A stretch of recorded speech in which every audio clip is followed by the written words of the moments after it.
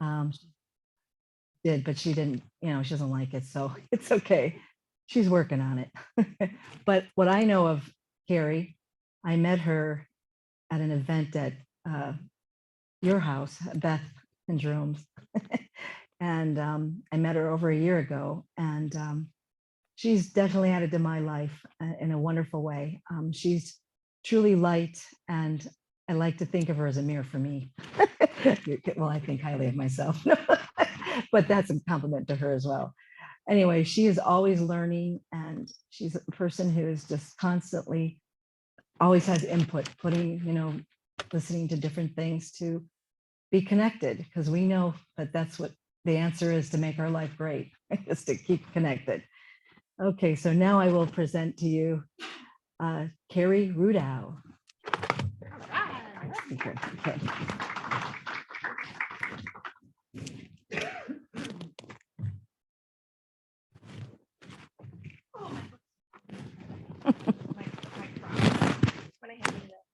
Oh yeah. Everybody else. I had your number. Okay. Things situated. This is nice. Okay. First of all, thank you for the opportunity to speak here with all of you beautiful beings. It is truly a privilege and an honor to speak on this topic and to be here with you all. Are you wondering if you have forgiveness work to do? Well, it's simple. Ask yourself, am I breathing? Yes. Good, then you're alive. And no one here is perfect. I read from this Working with the Law book. One of the laws, Law 9, is the law of forgiveness. And in the back, there is a poem. There is no known author. Forgive. That slight misdeed of yesterday, why should it mar today?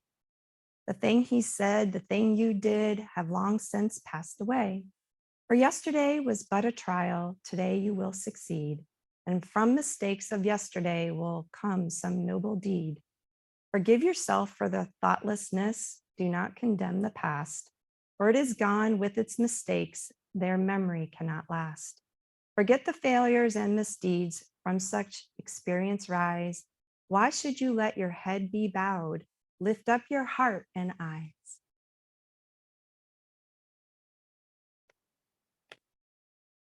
As a spiritualist, one of the incredible life-changing perception shifts I've experienced was combining what I've learned from many teachers and writers, such as Wayne Dyer, Dr. Wayne Dyer, Neil Donald Walsh, Mary Morrissey, Jack Boland, Bob Proctor, Yeshua, and the Holy Dalai Lama, and many more, with spiritualism.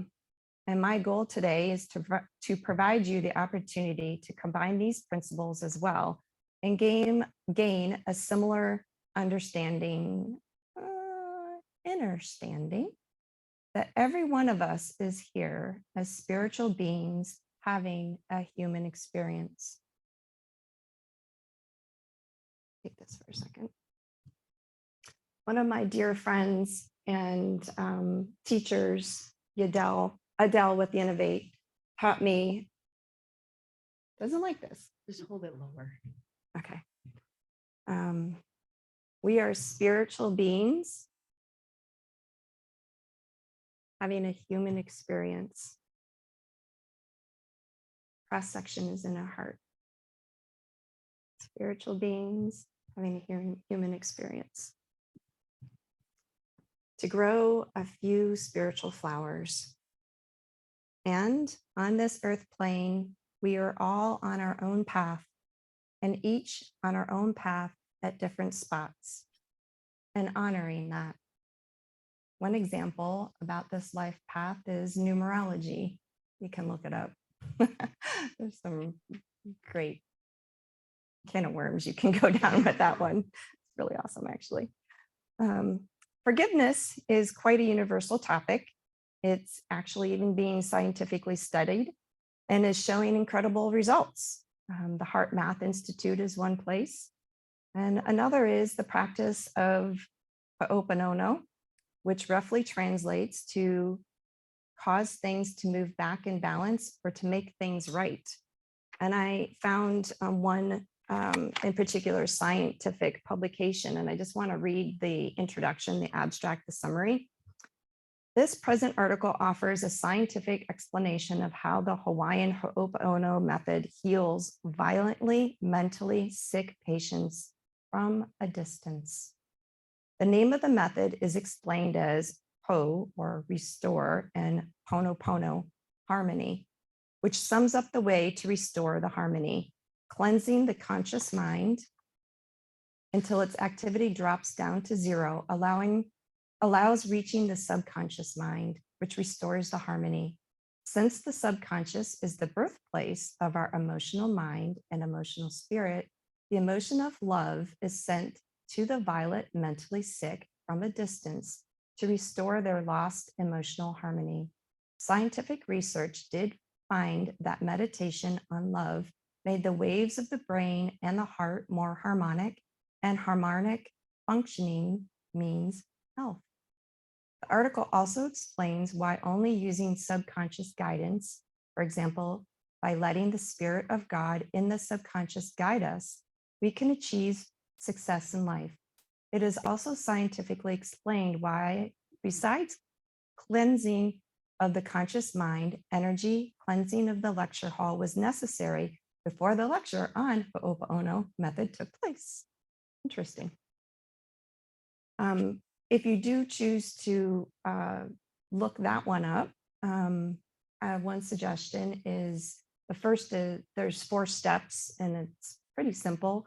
The first one it says is I am sorry, and I'm a real stickler for words, and so I would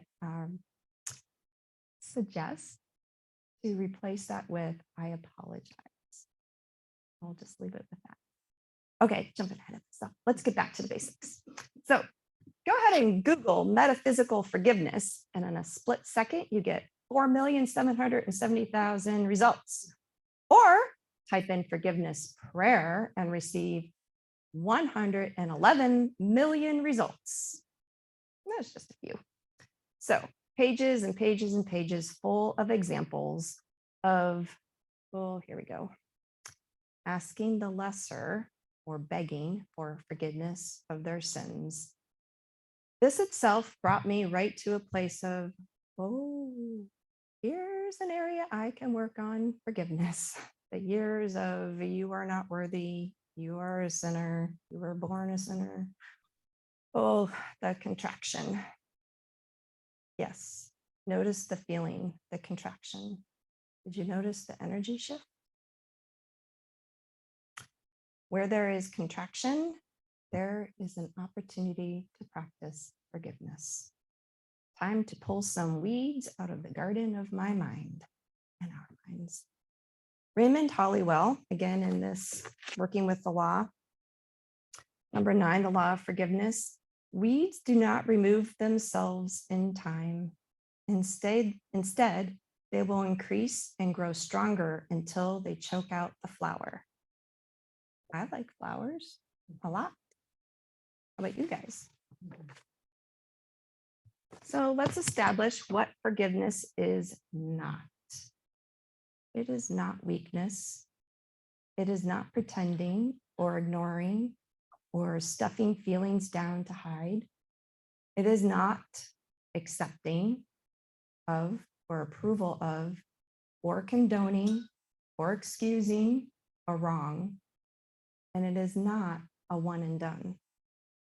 And perhaps, in my opinion, most important, it's not for the other person.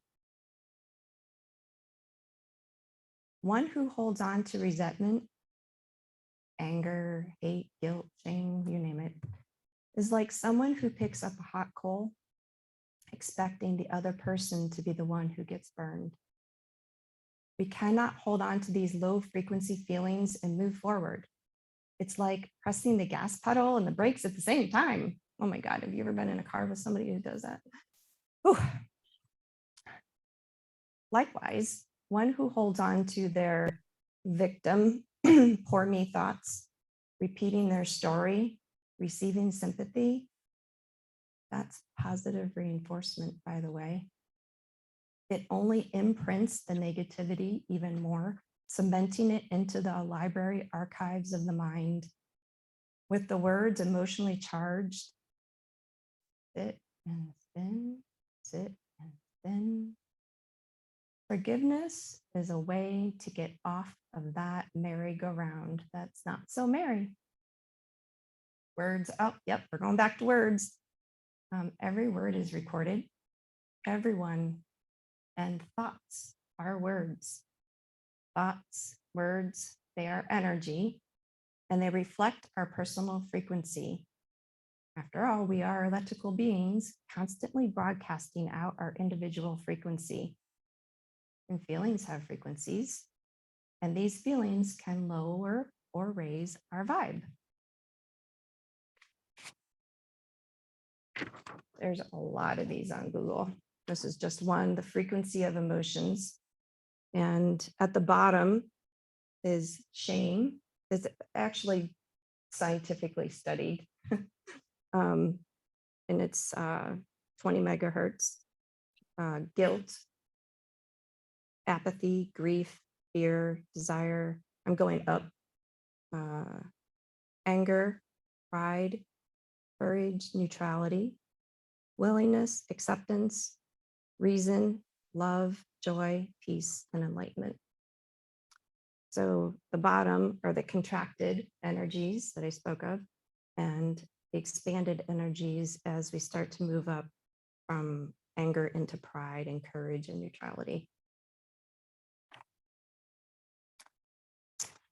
So what is forgiveness?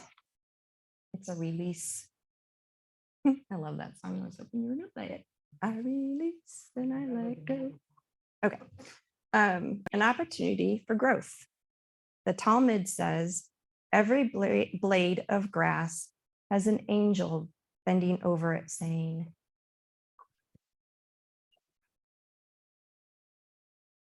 Mary Morrissey says, the practice of forgiveness is a very powerful evolutionary potency for your soul. Yes, it is a practice. It can take time, especially for the more emotionally charged areas. The really awesome thing is that forgiveness, like I said, is for you. It literally opens up space to shift perceptions, to exchange a limiting or a constriction perception for an expansive one. And we are talking energy, baby. Speaking of energy, oh, no, I'll come back to that. Okay.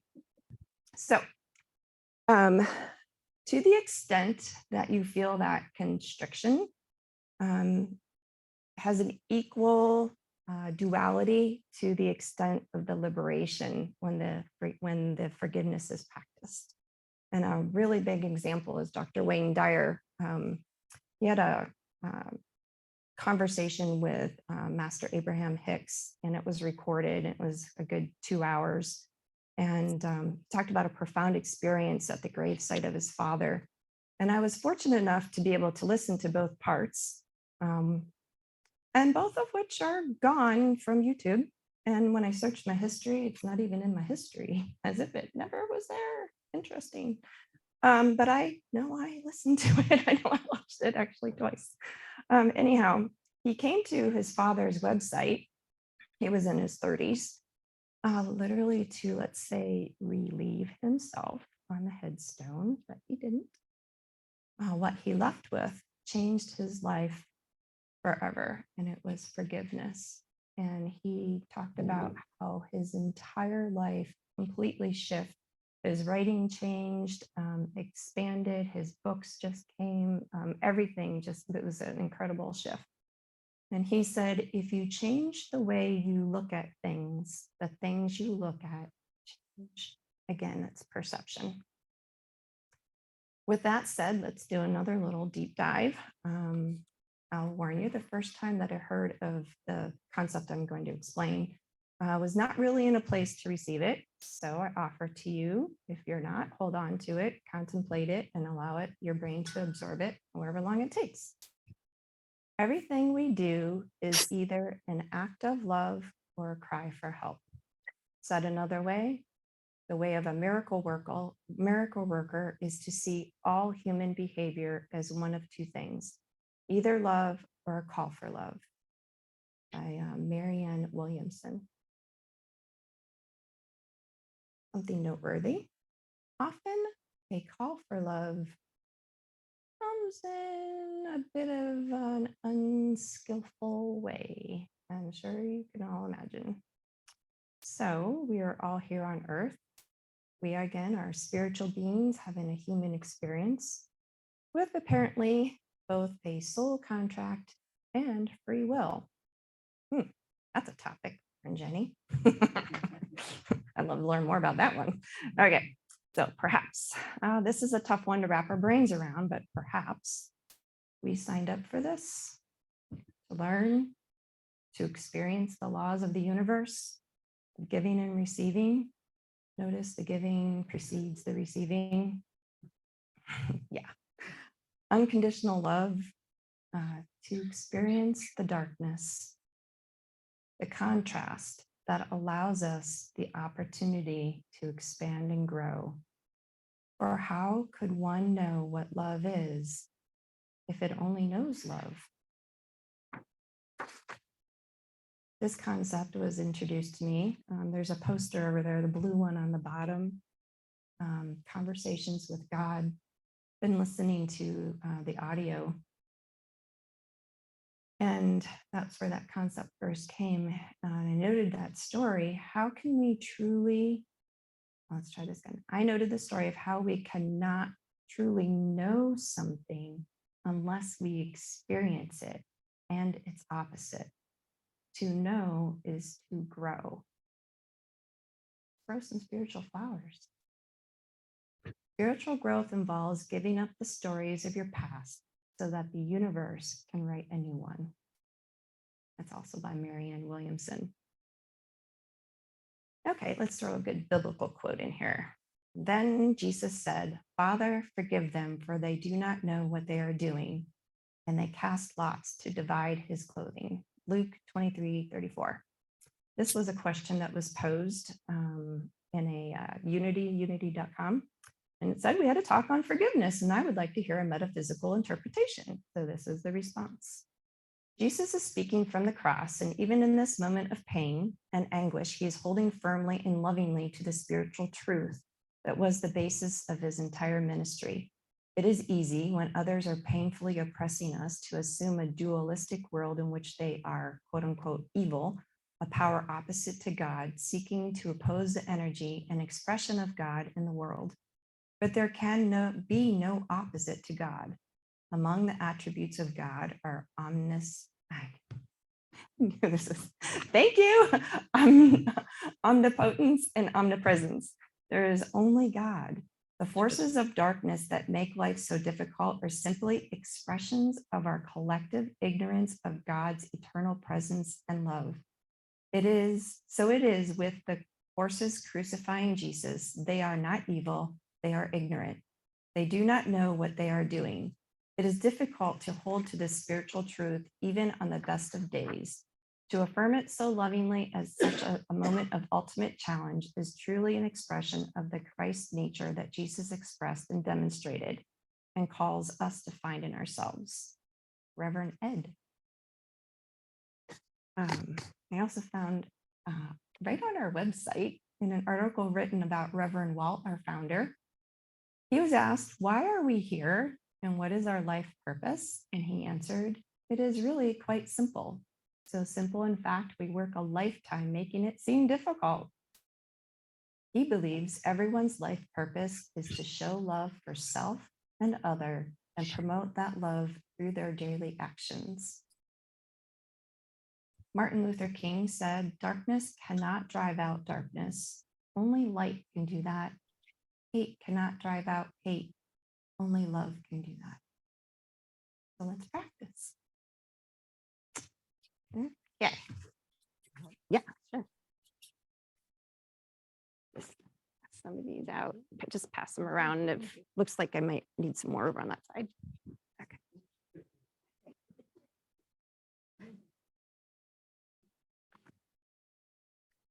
while we're passing these out, I will explain that the violet flame, I have a couple books here. You can Google it. It's all over YouTube. It's everywhere. It is an absolutely beautiful, many choices, many ways to exercise forgiveness and use it. One of the reasons that, It's also on here if you want to mention it. oh, okay. Now, if they do select me, you want to mention. No, it to go me. ahead. You say it. Oh, okay. On Zoom, if you select, put a pin in, Lydia, you'll see exactly what she just handed out. Yes, thank you. You said that better. Okay. So I had this choice like, oh, do I do the violet flame forgiveness? And because this is so readily available, I chose not to and chose the one that I am handing out. This is called a loving kindness meditation given to us by the Holiness Dalai Lama. And the interesting thing is that I learned about this particular one through a course that I did with Mary Morrissey and Adele from Univate. And these exact words I could not find anywhere. I mean, I looked and looked and looked and looked. If you look up loving kindness meditation, you'll see something similar, but the words are different. And these words just really resonate with me. And that's why, thank you, Lydia, for helping me. She put it on the beautiful background and printed it out, and so I could cut it and hand it out to you guys. So, okay, so let's go ahead and just close your eyes. No, you can't close your eyes. You have to read. Okay. Well, you'll get the point. You'll figure it out. So just say to yourself, just kind of bring love into your heart, and may I truly be happy. May I live in peace. May I live in love.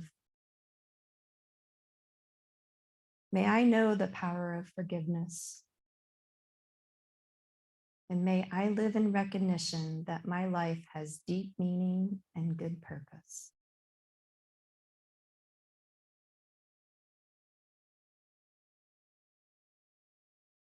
Okay, turn it over.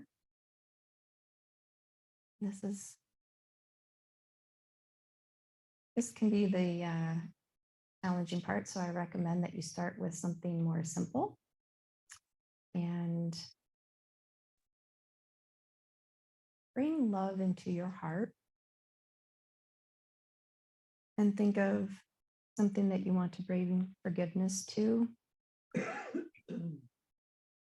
May you truly be happy. May you live in peace. May you live in love. May you know the power of forgiveness. And may you live in recognition that your life has deep meaning and good purpose.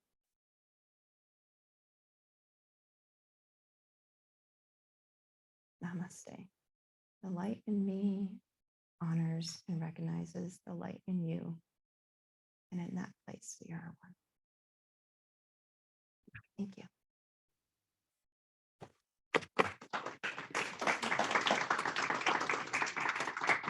Thank you, Carrie. Does anyone have any questions for Carrie? Anybody? Okay, Fran? I have a. Thank you. It's funny because I'm not sure the word that you really because I have this. I think it is, but I have something that I live by, have it up at my office at work, because life becomes easier to accept the apology you never received. And I just wanted to share that because a lot of us sit around and wait for apologies, like I'll forgive them if they apologize. Right. If they apologize, I'll know they were sorry. I mean, we come up with all kinds of things that we think this apology is going to mean so much. But it doesn't, I mean, sometimes it does, sometimes it doesn't, but really, you don't need the apology to forgive. You give people without an apology. Just kind of get in there with that. It does. Love that thing. Very nice. No. Well, I don't know. I haven't decided if I'm leaving it behind. or not. I'm retiring. So, Oh, I forgot. This is over in the corner over there, and I thought this was hilarious. I don't know where it came from, but it's in the corner. It was from you. It says, "Never blame others for the road you've taken when it's your own asphalt." You guys can see she it. liked it. Any other Okay. Any other questions? All right. Oh, Oh, I used we're to Barbara. really like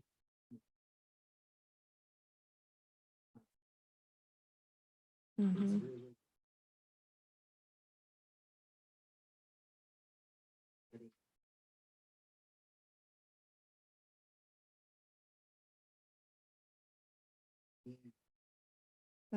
Exactly. It's removing that energy and frees up that space for love. It really does, because they both can't take up that space in our heart. So yeah, thank you. Okay. all right. Thank you. Thank you. Thank you. Okay, let's see. Okay, to usher in our time for healing, truth, and messages from Spirit, please rise for our next song. And that is Anything is Possible, page 63.